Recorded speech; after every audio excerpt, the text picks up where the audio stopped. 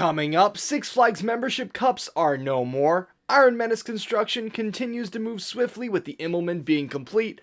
The crash report from the rollback on Bullet Coaster is here, and more on the first ever NJC news for January 20th, 2024.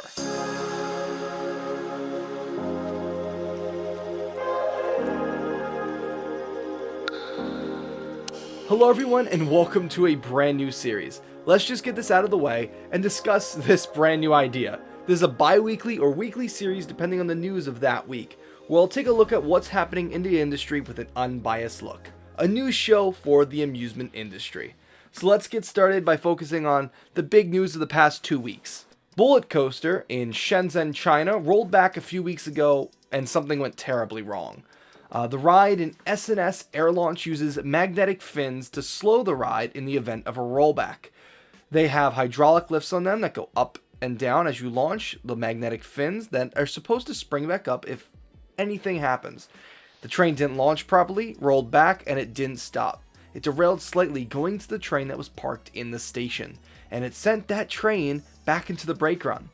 We now know the reason for this accident was caused by loose and misaligned brake fins on the launch track. I don't know the specific, but they were subsequently broken when the train rolled back. No major injuries have been reported, but this is a telltale sign of to be wary of riding coasters overseas. Hopefully one day the ride is repaired and can operate safely again without any major incidents, but this is one of the worst coaster accidents we've seen in recent memory. On a more happy note, let's discuss the Six Flags chain. Six Flags has decided to stop using plastic membership bottles in 2024. Their run ends as of January, and the steel bottles will be able to be refilled into 2024 as long as they have a sticker that will be provided to the members that are currently active. The chain said more details will come, but after 2024, the tumblers and steel bottles will no longer be accepted. Instead, the chain will be adding a coupon to each account with an active membership to redeem a 2024 pass bottle if they please, so they can continue to abide their contract to us consumers and can avoid old members using their bottles without paying. The rules were you had to scan a membership card before filling up, but since COVID, no one has really done this. This will hopefully be a way to save money for the parks, so we continue getting some new additions.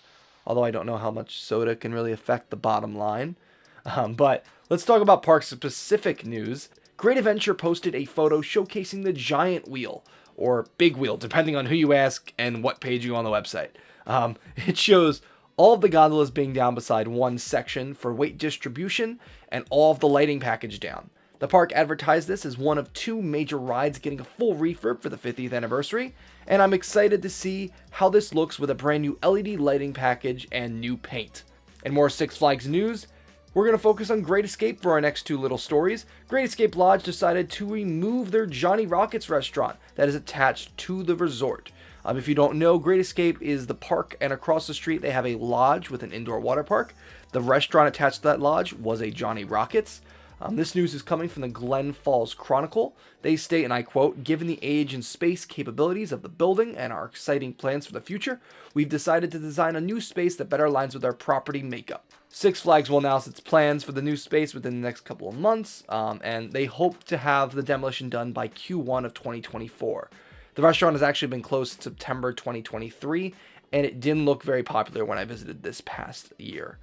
Plus, the park is also sharing 2 new photos for their brand new 2024 roller coaster Bobcat, and it shows the ride has gone vertical. And I'm really excited to see that, and more coming soon from the team over there. So make sure to follow my Instagram, and I'll be sharing whatever they post whenever they post it. And also, check up on the channel soon, because I'll be having interviews for my APA coming out in February, which showcase one interview with the Gravity Group, showcasing the Bobcat's train and the design of the Bobcat. You're not going to want to miss that.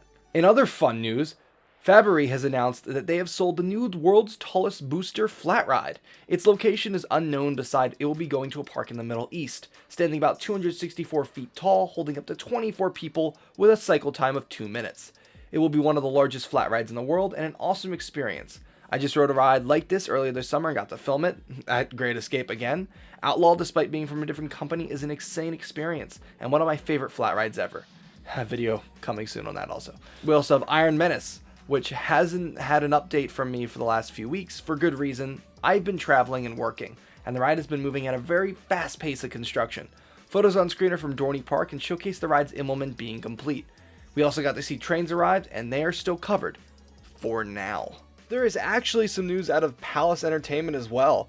Lake Compounce, home to a classic 1911 trolley. The ride took you from Boulder Dash's brake run area all the way to the end of Boulder Dash, actually, and would take you to a picnic grove, which also housed the original chairlift on the mountain, and the park's current river raft ride.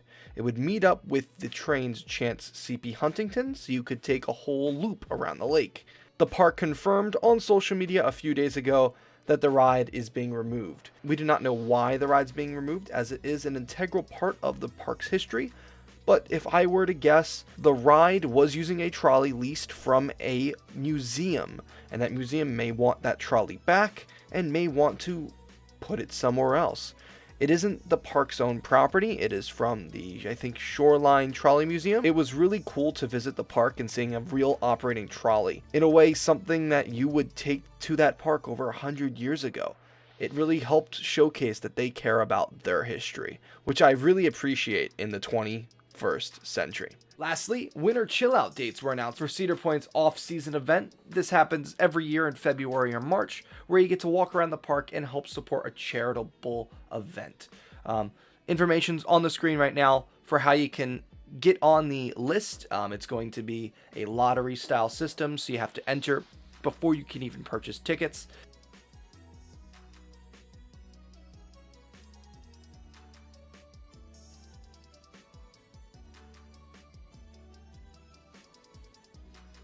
And that is all I have for you this week. I hope you enjoyed this new style of content that brings all the news together instead of multiple little short videos like I used to do and others do.